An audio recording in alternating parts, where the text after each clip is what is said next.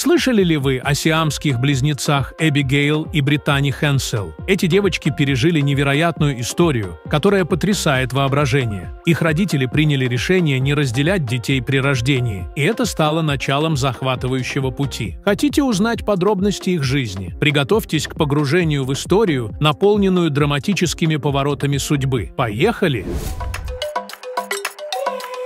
Эбигейл и Британи Хэнсел родились 7 марта 1990 года в штате Миннесота, США. Их рождение оказалось сюрпризом для врачей, поскольку ни одно ультразвуковое сканирование не выявило двойню, и беременность протекала без осложнений. После родов медперсонал некоторое время скрывал новость о детях от их матери, испытывающей сильные переживания. Тем не менее, родители быстро полюбили своих дочерей, едва увидев их. Сиамские близнецы часто сталкиваются с серьезными проблемами при рождении, и лишь небольшой процент таких детей выживает в первый год жизни. Некоторые случаи показывают, что один из близнецов может быть неразвитым и интегрированным в тело другого ребенка. Например, актер Энди Гарсия рассказывал, что у него был брат, который рос из его плеча и выглядел как теннисный мяч. Этот плод был удален хирургически. Однако история Эбби и Британи развивалась совершенно по-другому. К 2024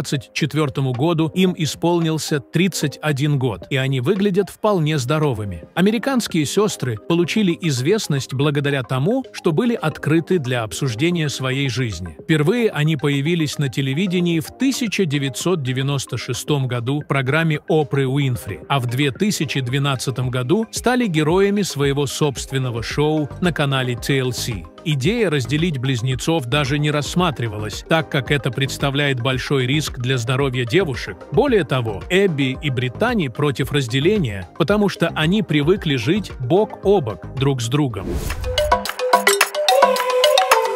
Эта история о девушках из Миннесоты поражает воображение. Несмотря на уникальные физические особенности, каждая из близняшек имеет собственное сердце, желудок и легкие. Их спины соединяются в районе поясницы, а ребра соединяют их груди. Хотя при рождении у них была небольшая дополнительная конечность, позже она была удалена хирургическим путем. Внутренние органы таза у них общие – кишечник, мочевой пузырь и репродуктивная система. Из-за общего кровообращения любые воздействия на одну из сестер влияют и на другую. Они делят между собой 3 почки. 2 расположены слева, а 1 справа. Мама близняшек, Петти Хэнсел, узнала о рождении двойни только во время родов, будучи абсолютно не готовой к такому событию. Однако она и ее супруг немедленно приняли решение принять дочерей такими, какими они были рождены. «Мы сразу поняли, что наши дети – настоящее чудо», – вспоминает Петти. Врачи предложили операцию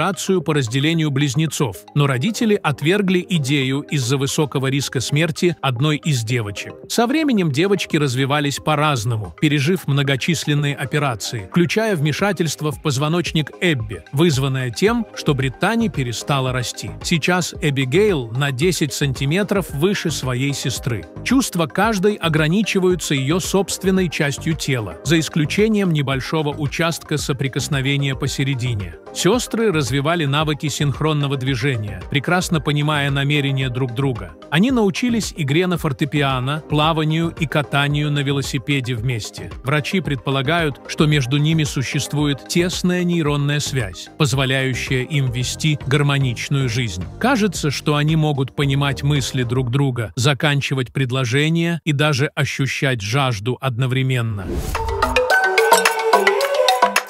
Эбби и Британи Хэнсел – истинный образец слаженной работы. Каждая управляет своей рукой и ногой, делая любое движение в унисон. Во время еды они используют отдельные тарелки. Одна держит вилку, а вторая – нож, разрезая еду и чередуя контроль над процессом поглощения. Ходьба также требует координации. Британи ниже Эбигейл, поэтому ей приходится вставать на носочки. Из-за этого мышцы голеней Британи значительно сильнее развиты, чем у сестры. Несмотря на трудности, Сестры научились бегать, плавать, кататься на велосипеде и играть на пианино не хуже других. Тем не менее, их организм работает по-разному. Первая серьезная проблема возникла, когда Эбби начала стремительно расти в возрасте 12 лет. Это создало угрозу разрыва их единой грудной клетки. Врачи смогли стабилизировать ситуацию, но Эбигейл уже выросла на 10 сантиметров выше. Британии пришлось адаптироваться, используя носки, чтобы избежать хромоты. Сестры также освоили управление автомобилем. В подростковом возрасте они проходили тесты отдельно. По законам штата Миннесота, каждая должна была получить собственные водительские права. Особенно поразителен их мозг. Часто они говорят одни и те же фразы одновременно. Когда одна из сестер зевает, другая автоматически прикрывает ей рот ладонью. Набирая текст на клавиатуре, они работают как единое целое, интуитивно читая мысли и чувства друг друга. Если у них общее мнение по какому-то вопросу, они используют местоимение «мы». Если мнения различаются, они называют друг друга по имени. Заболевания также протекают по-своему. Например, Эбби дважды диагностировали пневмонию.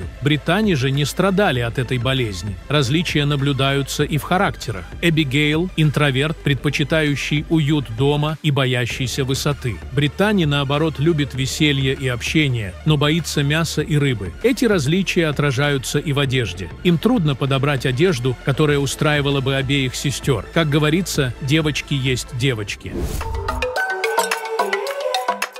Сестры Хенсел, Эбби и Британи выросли в маленьком поселке, численность которого составляла всего 300 человек. Там их необычный облик воспринимался нормально, но в других местах они сталкивались с пристальными взглядами, жестами и вопросами. Многие думали, что это был один человек с двумя головами. Родители с раннего возраста поощряли стремление дочерей выражать свою индивидуальность. Они посещали обычную школу, где одноклассники иногда смотрели на них с любопытством. Девушки пытались избегать ненужного внимания, усердно учились и находили друзей. Родители защищали своих дочерей от медицинского наблюдения, полагая, что их развитие должно идти естественным образом, без постоянных исследований. Экзамены в школе проводились под строгим контролем, чтобы исключить любую возможность мошенничества. Эбби тяготела к математике, а Британи любила гуманитарные науки. Во время учебы они старались не выделяться, но у них был свой стиль общения и одежда. Эбби нравился порядок, а Британи была более творческой и мечтательной личностью. Эбигейл не любила молоко, которым восхищалась ее сестра. Несмотря на разногласия, сестры всегда могли прийти к соглашению. Конфликты возникали редко, и если компромисс не достигался, они использовали монетку. Эбби и Британи Хенсел преодолели множество препятствий на своем пути. Однако их амбиции и карьерные устремления оказались сильнее любых вызовов. После долгого анализа они поступили в университет Беттл, где успешно прошли обучение. Впоследствии они участвовали в телевизионном проекте TLC 22, который освещал их подготовку к университету и путешествия по Европе после выпуска. Завершив учебу, сестры начали работать преподавателями начальной школы. Сначала они занимались неполный рабочий день, а с 2017 года перешли на полный график. Несмотря на то, что им приходилось делить заработную плату, они продолжали свое дело с энтузиазмом и страстью к детям. Родители и ученики высоко оценивают их усилия, отмечая их стойкость и силу духа. Мама сестер верит, что у них все получится, ведь они всегда профессионально взаимодействовали с учениками, которые тянулись к ним. Сестры-близнецы Хенсел давно привлекают внимание публики, но предпочитают сохранять приватность личной жизни. Время от времени появлялись слухи о романтических связях и браках, но подтверждения им не было. Однако в 2021 году стало известно, что Эбби Хенсел вышла замуж за бывшего военного, работающего в строительной отрасли, по имени Джош Боулинг. Эта новость была опубликована в журнале People, который также упомянул, что пара очень любит путешествовать путешествовать, судя по фотографиям в соцсетях Джоша. Что известно о Джоше? Мужчина описывает себя как христианина, отца, мужа, ветерана и спортсмена. У него есть дочь от предыдущих отношений, которая называет Эбигейл своей мачехой. Семья проводит много времени вместе, занимаясь кулинарией и спортом. Близнецы, несмотря на необычность своей ситуации, легко находят общий язык и получают удовольствие от совместных занятий, таких как бег и йога, где их синхронизация движений привлекает окружающих. Конечно, многие тут же зададутся вопросом, а как же у них с этим? Несмотря на то, что участники брака никогда не делятся подробностями своей жизни, Эбигейл однажды поделилась мыслью, что они нашли способ уважать личное пространство друг друга. Каждая из сестер понимает, что она – отдельная личность. И если Эбби хочет уединиться с мужем, то Британи старается абстрагироваться с помощью прослушивания музыки или чтения книг. Ранее сестры-близнецы Хенсел говорили о желании стать матерями. Действительно, история знает примеры, когда сиамские близнецы рожали детей. Например, братья Чанг и Энг Бангер, родившиеся в начале 19 века году в Таиланде, имели в общей сложности 21 ребенка – 10 у Чанга и 11 у Энга. Они были женаты на 2 сестрах и делили свое время между 2 домами, проводя в каждом по 3 дня. Женщины-сиамские близнецы также рожали, но в этих случаях у каждой из сестер были свои репродуктивные органы. У Хенсел такого строения нет, поэтому возможность беременности остается под вопросом. Эбби сказала, что они хотят стать матерями, но пока не готовы обсуждать детали этого процесса. Случаев беременности сиамских близнецов с такой анатомической особенностью не фиксировалось. Будем надеяться, что у сестер Хенсел все получится. Смотрите далее, и вы узнаете об историях других сиамских близнецов, у которых, несмотря на свою необычность, также прекрасно сложилась личная жизнь.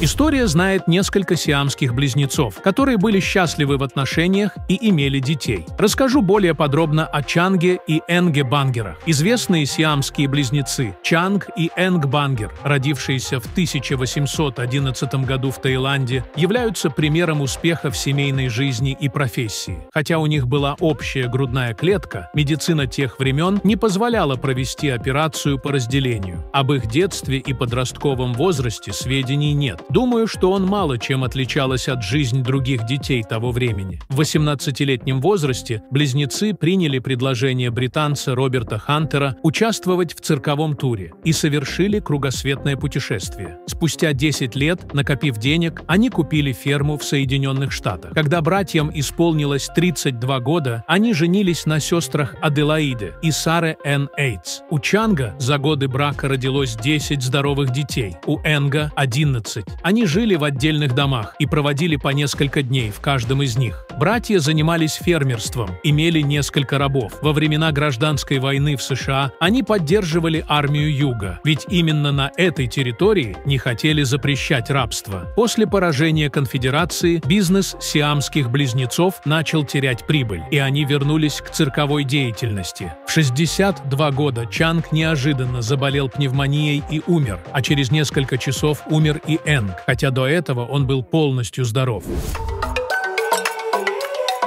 В 2001 году в Соединенных Штатах Америки родились Люпита и Кармен. Еще во время беременности их мать узнала, что вынашивает сиамских близнецов, то есть имеющих общую структуру тела. Близняшки делят между собой такие важные органы, как печень, сердце, желудок и репродуктивные органы. Мать приняла решение отказаться от операции по разделению девочек. Столь необычное строение тела и слишком близкое нахождение сестры не помешало второй близняшке Кармен устроить личную жизнь. Девушка зарегистрировалась на сайте знакомств, где познакомилась с молодым человеком по имени Даниэль. Он оказался единственным, кто принял ситуацию как есть и не задавал вопросов о жизни с сестрой-близнецом. Люпита очень понравилась эта пара, хотя сама она не стремится строить длительные отношения, предпочитая общество своей собаки. Если Кармен остается на ночь у своего молодого человека, Люпита поскорее засыпает. Кармен мечтает о свадьбе, но пока не рассматривает материнство как приоритет. Анна и Татьяна Коркины родились в Челябинске в 1990 году. В детстве они были соединены в области живота. Спустя всего год после рождения их разделили благодаря уникальной методике, разработанной врачом-хирургом Львом Новокрещеновым. Операция прошла успешно, хоть и оказалась крайне сложной, потому что потребовалось также разделить печень близнецов. На протяжении следующих 15 лет сестры оставались под пристальным медицинским контролем. Анна впоследствии вышла замуж и стала матерью крепкого мальчика по имени Тимур. Методика, предложенная советским хирургом Львом Новокрещеновым, стала значимым достижением в медицине. История сиамских близнецов Эбигейл и Британи Хенсел и других показывает нам, насколько сильно люди стремятся к счастью и благополучию, несмотря на сложные обстоятельства. Такие истории вдохновляют и напоминают нам о важности поддержки друг друга и стремления к лучшему будущему. А для вас, друзья, у меня есть для вас интересное предложение. У вас есть уникальная возможность стать частью нашей команды. Если вы владеете навыками видеомонтажа, можете озвучивать ролики на русском, английском и других языках, или же пишите интересные сценарии. Мы будем рады с вами поработать. Пишите в нашего телеграм-бота. Ссылка в описании. А на сегодня это все. Всем пока.